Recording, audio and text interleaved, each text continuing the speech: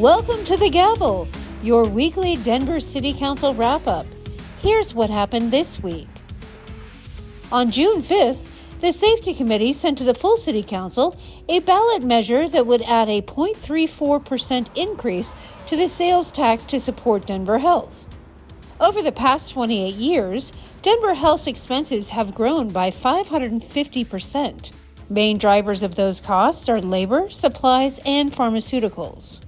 Uncompensated care is also growing from $42 million in 2019 up to $102 million in 2023.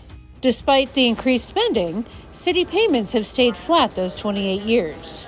In addition to the sales tax increase, officials at Denver Health are looking at philanthropy, state and federal funding to help bridge the gap. It's expected Denver Health will receive $60 to $70 million from the tax increase. If passed by City Council, Denver voters will see this on the ballot this November. This does not cover everything, and especially if we want to ask Denver Health to be visionary in terms of what does fully serving the health needs of our entire city look like. I think this starts to open the door for how could we be more helpful to the health of this facility and this institution, knowing, one, who it serves, who it employs, like all of the things that come up under just a core asset like Denver Health. Also on June 5th, the Business Committee heard a briefing on short-term rental regulations. In 2016, City Council passed an ordinance requiring a license for short-term rentals in the city. The rentals have to be used in a period less than 30 days and be the host's primary residence. Not following these rules can result in fines or loss of license. Another area we get asked about is how many licenses are we approving? And the answer is mostly all of them. We issued 96% of the applications that we got in the last 12 months. And this shows just how compliant our host community is and how great they are.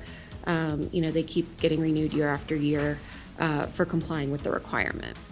A report found that short-term rentals didn't decrease housing supply or increase housing costs, citing the residency requirement as a reason for that success.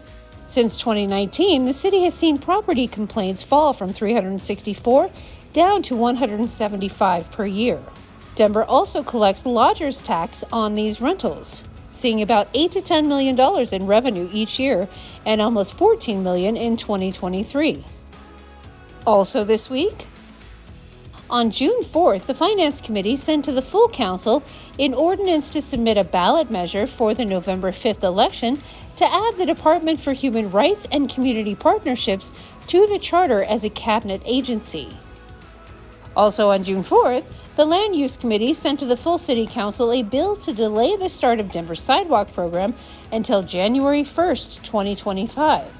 The delay will give the Department of Transportation and Infrastructure time to deploy the billing systems. You can find links to City Council meetings, schedules, agendas, events, and news at denvergov.org/citycouncil. Denver City Council meets every Monday at 3:30 at the City and County Building Council Chambers, or tune in live on Denver 8 or Zoom. Be sure to follow us on Twitter, Facebook, and YouTube for Denver news, events, and information.